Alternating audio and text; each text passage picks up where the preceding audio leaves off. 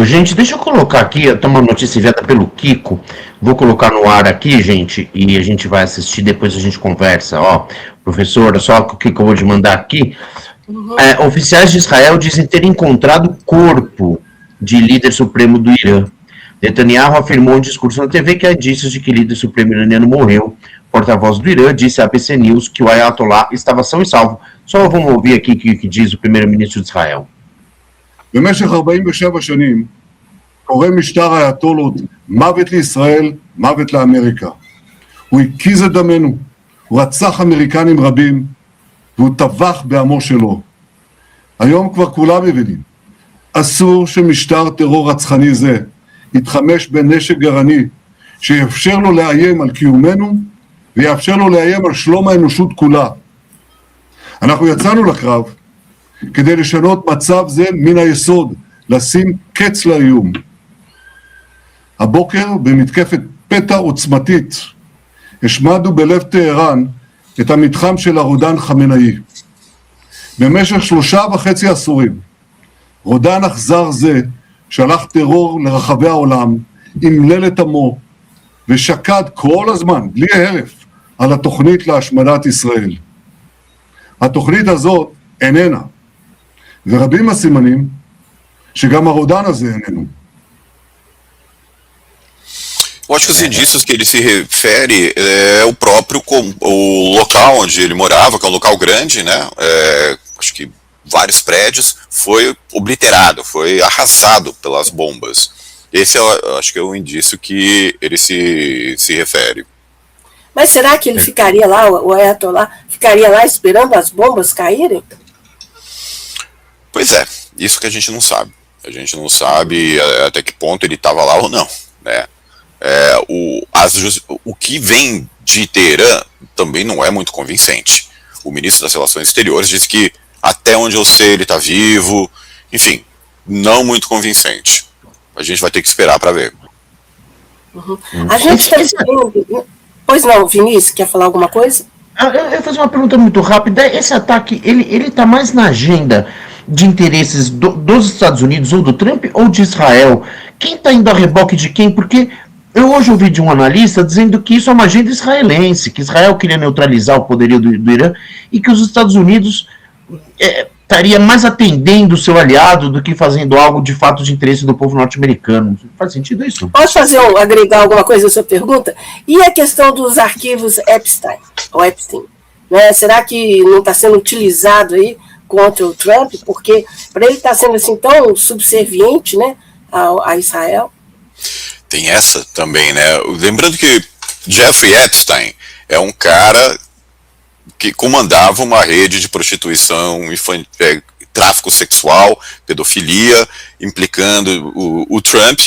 E o Epstein, assim, essencialmente, era para conseguir influência política, para conseguir informações, chantagear quem ele tivesse na mão, né? Os líderes políticos, executivos, gente famosa que usufruísse dos favores sexuais que essa rede proporcionaria. Trump estaria era amigo do Epstein. Nos anos 90, no começo dos anos 2000, eles tiveram um desentendimento por causa de questões imobiliárias, né? Mas a gente não sabe o tamanho do envolvimento do Trump com essa rede. A Casa Branca ainda está sendo acusada de estar escondendo, o Departamento de Estado está sendo acusado de estar escondendo algumas informações referentes a esse caso. Mas sim, a impressão que dá é que o modus operandi da Casa Branca com Trump é toda vez que parece que vai surgir mais o caso Epstein vai ocupar as manchetes, os americanos vão prestar mais atenção no que está acontecendo, no que tem nesses arquivos, a Casa Branca arruma alguma distração exterior. No exterior. Foi assim com o Maduro, está sendo assim com o Irã. E é bom a gente não esquecer que o eleitorado do Trump é profundamente puritano, é profundamente sensível a esse tema. O tema do abuso sexual, da pedofilia, de uma má conduta sexual, que esse eleitorado costuma atribuir aos democratas, o pessoal do Clinton, enfim. Então tem uma possibilidade tóxica eleitoral imensa. É legal a gente pensar também, lembrar, nunca esquecer que a vantagem eleitoral do Trump é muito pequena. Ela depende que todos os seus eleitores republicanos saiam de casa em novembro, vão votar, vai estar frio, vai estar desfavorável, mas eles saiam e votem no Trump. O voto não é obrigatório, é voluntário, então eles precisam desses eleitores. Se tiver uma variação nessa base eleitoral, ele pode perder a governabilidade. Então qualquer coisa para distrair o americano desse assunto é algo que ajuda o Trump. Então a gente não pode esquecer, a gente não pode tirar isso da equação, não, é parte. Tem super a ver também. Agora, se esse ataque ele foi... É claro que o maior interessado nesse ataque é Israel, muito mais do que o Washington. O Washington é como eu falei da doutrina Monroe. O próprio Marco Rubio, o maior diplomata, o secretário de Estado dos Estados Unidos, ele tem origem latina, tem origem cubana, e o grande interesse dele é consolidar as Américas como a zona de influência de Washington. E possivelmente a candidatura dele, né? Uma possível candidatura aí para suceder o Trump se tiver eleição, né? Digamos assim. Isso a gente vai ter que ver, né? Porque por ser latino também ele enfrentaria uma oposição do eleitorado americano muito, muito forte. Eu acho que se eu fosse colocar o meu parco dinheirinho num nome, eu colocaria no do vice-presidente, o J.D. Vance. Ele é americano por sangue, ele tem mais ele tem mais penetração junto ao eleitorado, aquele caipira médio do meio dos Estados Unidos mesmo, que não gosta da ideia de ter um latino como presidente. E tão reacionário quanto, aliás, os dois, né? Quanto o Trump, né? Um não é melhor que o outro. Agora, a gente está vendo, né, nessas informações que chegam e tal, que a gente tem dificuldade, né? Tem guerra de narrativas aí, né? Mas tem, além de guerras de narrativas, guerras das big techs, né? E guerra das IAs. A gente viu o criador do chat GPT anunciando que está junto, né, com as Forças Armadas dos Estados Unidos. Ou seja, para nós brasileiros que não temos, né, a nossa Big Tech, que a gente não tem a nossa IA, né, que a gente depende, né, inclusive nas universidades, enfim, meio científico, dessas tecnologias, a gente está na mão de calango, né? Tá na mão, sim. O nosso celular, o algoritmo que rege o nosso celular está na mão desse pessoal que tem os piores interesses em mente, que estão exercendo esse poder para decidir o que a gente lê, para decidir o que aparece na nossa tela.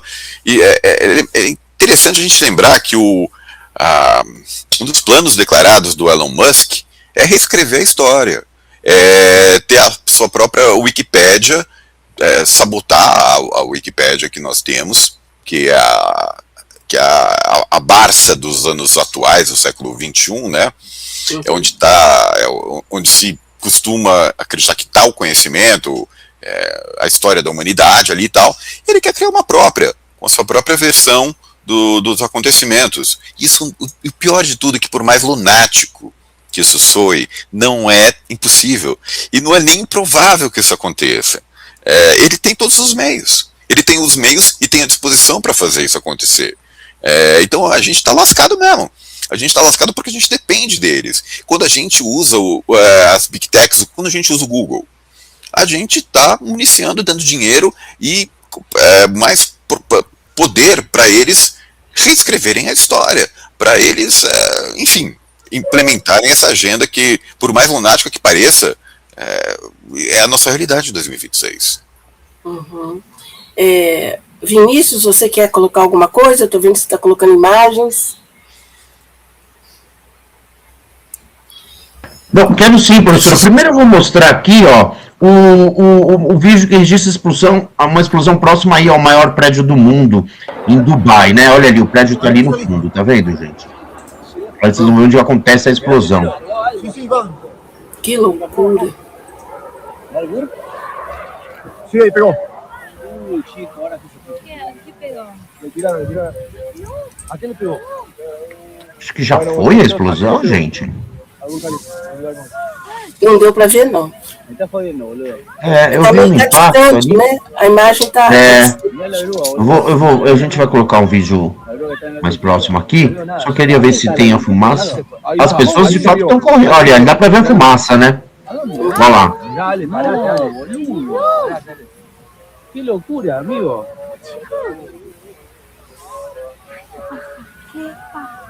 No, mamá. Tem uma brasileira falando, deu entrevistas aí para a imprensa nacional falando que a situação é de absoluto pânico em Dubai e a gente vai continuar acompanhando. Agora eu quero fazer uma pergunta a respeito disso. Então a gente vê Estreito de Hormuz fechando, os Estados Unidos já falaram para evitar, os navios evitarem até a região do Golfo Pérsico. A gente está vendo o principal aeroporto do mundo, o aeroporto de Dubai, com maior movimentação do mundo, está fechado. Em São Paulo, no Rio de Janeiro, voos que já tinham alçado voo, voltando para os aeroportos do Galeão e de Guarulhos, do aeroporto de Cumbica, outros voos sendo cancelados, e a gente vê regiões próximas a hotéis de luxo, em cidades do Emirados Árabes, em Doha, no Catar, sendo alvo de ataques, se não alvo premeditado de ataques. Mísseis interceptados caíram em Doha hoje, levando a pânico a população.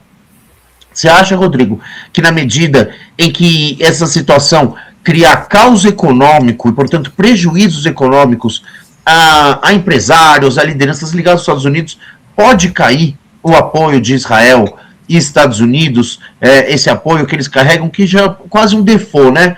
Já vai já começa assim com esse apoio. Você acredita que esse apoio pode cair em virtude dos interesses econômicos que estão sendo atingidos pela guerra? Não. Nenhuma chance. Zero chance. Acho que é mais fácil o camelo passar pelo Estreito de Hormuz do que qualquer apoio americano a Israel reduza em 1 milímetro que seja.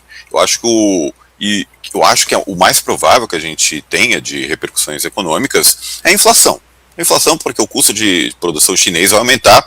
A China produz muita manufatura que é comprada pelo resto do mundo e isso vai aumentar de preço. Vai ficar mais difícil, vai mais caro. Eu acho que essa repercussão econômica, para quem não tem nada a ver com o assunto, que vai sofrer, vai sentir isso na pele. Mas quem compra da China que sofra, entendeu? Isso também interessa para os Estados Unidos.